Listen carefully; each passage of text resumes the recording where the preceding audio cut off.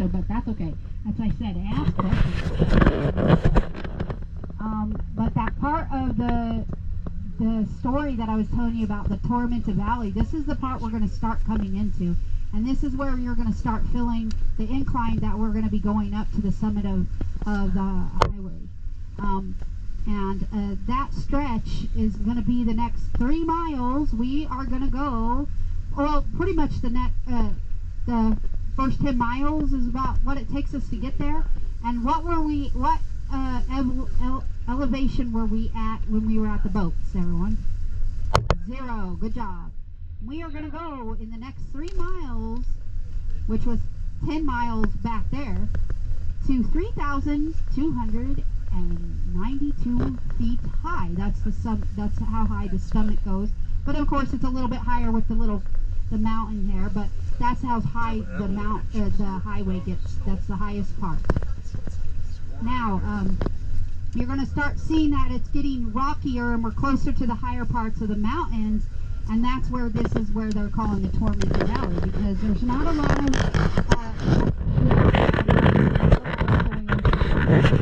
very rocky and not a lot of vegetation.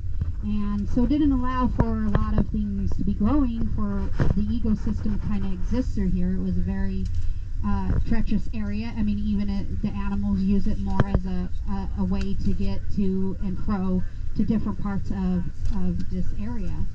And so that's why people weren't being able to hunt, and especially during the winter. The lakes were frozen up in here, and we're not going to be passing any other lakes. We're going to be staying by the river.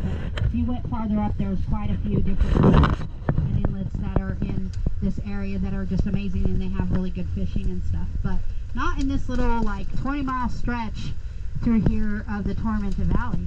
Now, the questions they had asked me outside was about these trees. They looked like maybe a fire had came through here, or that they were all dying from some kind of disease. But as I had said, that this area was not inhabited before because of the harsh weather that cuts through here. The wind through these mountains just blows so harsh at 90 miles an hour or more that the trees being wind blown, so half of the tree is pretty much gone because of that. And you guys would think that these trees aren't very old because of how small they are. But actually, with the fact that they don't have enough nutrients to grow to their full potential, they're just little. A lot of these trees are over 200 years old. So pretty cool. And then I was also letting you know this mountain range. I apologize, I can't remember the name of the mountain range that they call this, but through Canada. If anyone knows that, they can help me. That would be great. But the mountain range that goes all the way from here across Canada actually provides most of the oxygen to our planet. So this region and this mountain range is very important to our ecosystem. And it's the most precious air you'll ever breathe. I say, if you want to find the final frontier, here you are.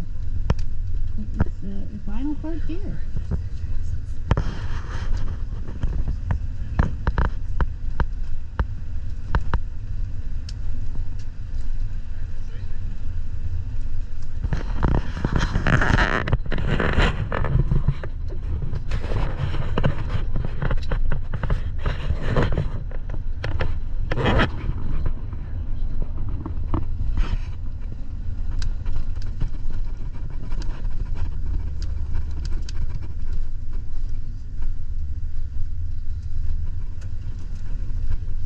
Your ears feeling it, folks?